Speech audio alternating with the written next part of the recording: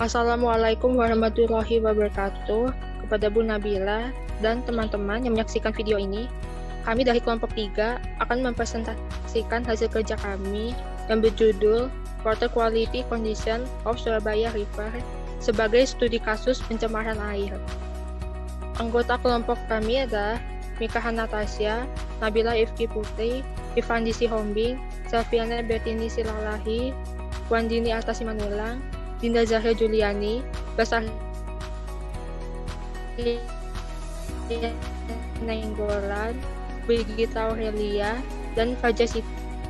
Untuk table of content, ada latar belakang yang dibacakan oleh Fajar, ada sumber masalah yang dibacakan oleh Sofiana, reaksi kimia yang terlibat yang dibacakan oleh Basaria, parameter kimia yang dibacakan oleh Puan dan Mika, dan pengolahan yang dibacakan oleh Dinda, Irfandi, dan Nabila.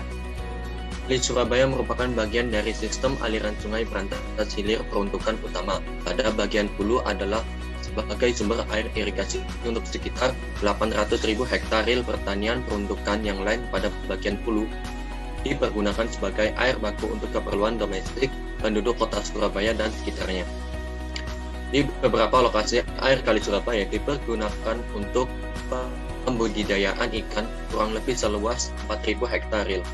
Selain itu, Kali Surabaya dipergunakan juga untuk tempat buangan air limbah industri dan sekaligus sebagai air proses bagi industri yang berlokasi di wilayah PAS Kali Surabaya. Kali Surabaya khususnya bagian hilir juga berfungsi sebagai drainase bagi pemukiman yang ada di sekitar sungai, sehingga dengan semakin padatnya pemukiman yang ada di daerah aliran Kali Surabaya menyebabkan tingkat pencemaran sungai oleh air limbah domestik menjadi bertambah besar.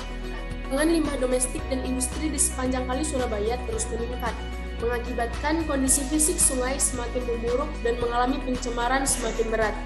Keberadaan Kali Surabaya sangat penting bagi keberlangsungan perekonomian dan kelangsungan hidup bagi masyarakat, industri, dan niaga di sekitar bantaran kali. Selain itu, Kali Surabaya yang menjadi sumber air baku PDAM Surabaya dan lebih dari 3 juta konsumen PDAM Surabaya bergantung pada kondisi kualitas air kali. Reaksi kimia ketika terlalu dalam air, klorin berubah menjadi campuran setimbang dari klorin, asam hipoklorit atau HOCl, dan asam klorida atau HCl. Dengan persamaan reaksi kimianya yaitu Cl2 ditambah H2O menghasilkan HOCl ditambah HCl. Dalam keadaan asam, spesies yang utama adalah Cl2 dan HOCl. Sementara dalam larutan basah secara efektif celomin dan hipoklorit. Konsentrasi yang sangat kecil dari ClO2-, ClO3-, ClO4- juga ditemukan. Parameter kimia yang digunakan yang pertama yaitu parameter BOD. Dari hasil pemantauan terhadap parameter BOD air Kali Surabaya di lokasi dan Gunung Sari dari tahun 2010 sampai 2013, nilai BOD berkisar rata-rata 4,189 mg per liter. Jika dibandingkan dengan standar mutu air kelas 1 sesuai dengan PP nomor 22 tahun 2021, menunjukkan bahwa air Surabaya telah tercemar oleh polutan organik yang cukup tinggi, di mana standar mutu air kelas 1 untuk penggunaan air baku air minum konsentrasi BOD maksimum adalah 2 mg per liter. Sedangkan untuk mutu air kelas 2, konsentrasi BOD maksimum 3 mg per liter. Yang kedua ada parameter amoniak. Senyawa amoniak merupakan racun bagi biota air.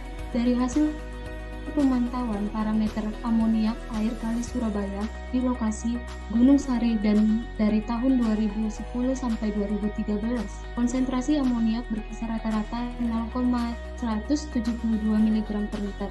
Jika dibandingkan dengan standar mutu air kelas 1 sesuai dengan PP nomor 22 tahun 2021, maka untuk parameter amoniak masih memenuhi mutu air kelas 1 dengan BM amoniak adalah 0,1 mg per liter untuk penggunaan air baku air minum.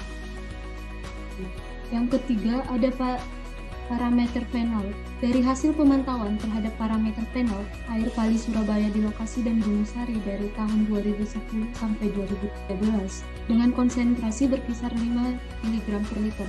Berdasarkan PP nomor 22 tahun 2021, untuk mutu air kelas 1 untuk penggunaan air baku air minum, konsentrasi senyawa fenol maksimum adalah 0,002 mg per liter. Yang keempat itu ada parameter COD. Hasil pemantauan parameter COD air kali Surabaya di lokasi dan Gunung Sari dari tahun 2010 sampai tahun 2013 nilai COD berkisar rata-rata 17,054 mg per liter. Jika dibandingkan dengan standar mutu air kelas 1 sesuai dengan PP nomor 82 tahun 2001, maka mutu air kelas 1 untuk penggunaan air baku air minum konsentrasi COD maksimum adalah 10 mg per liter, sedangkan untuk mutu air kelas 2 konsentrasi BOD maksimum 25 mg per liter. Yang kelima itu ada parameter DO. Konsentrasi parameter DO air kali Surabaya di lokasi dan Gunung Sari dari tahun 2010 sampai tahun 2013, nilai DO berkisar antara rata-rata 3,5 mg per liter. Jika dibandingkan dengan standar mutu air kelas sesuai dengan PP nomor 82 tahun 2001, maka baku mutu air kelas 1 untuk penggunaan air baku mutu air minum konsentrasi DO minimum adalah 6 mg per liter, dan untuk kelas 2 konsentrasi DO minimum 4 mg per liter.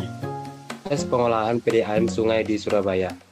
Langkah pertama yang dilakukan dalam proses pengolahan PDAM air di Surabaya adalah yang pertama itu air baku dari sungai dialirkan ke bangunan injek yang sudah dilengkapi dengan saringan kasar yang berguna untuk menyaring sampah agar tidak masuk ke dalam instalasi pengolahan air.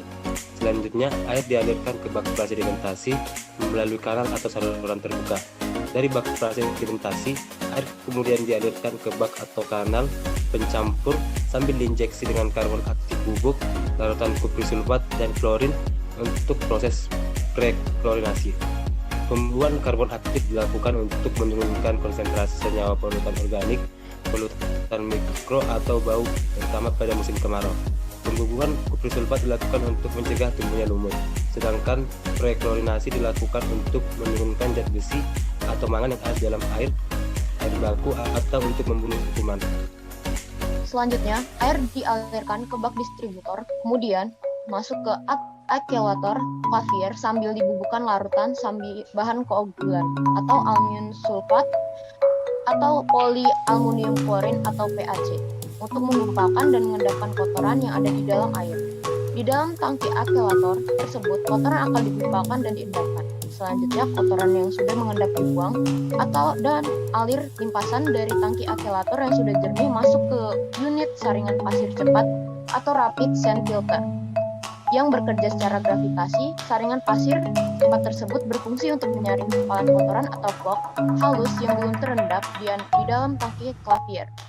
Air yang sudah masuk saringan pasir adalah air olahan yang sudah bersih.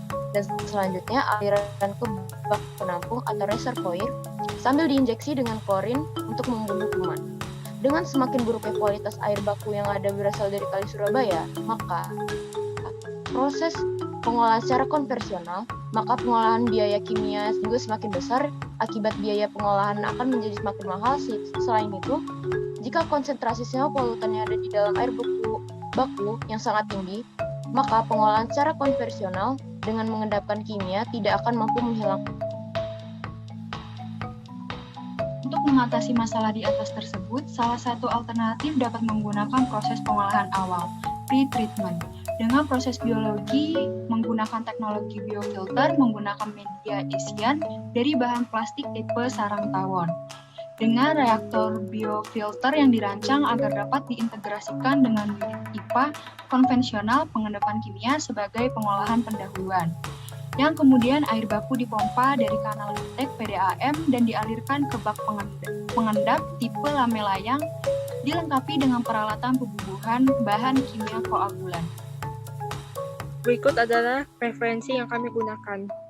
Referensi ini adalah dari Judo dengan tahun 2019 dengan judul Water Quality Condition of Surabaya River Case Study Improve Raw Water of PDAM Surabaya volume 20 nomor 1 halaman 19 sampai 28. Kemudian ada Peraturan Pemerintah nomor 22 tahun 2021 tentang penyelenggaraan perlindungan dan pengelolaan lingkungan hidup.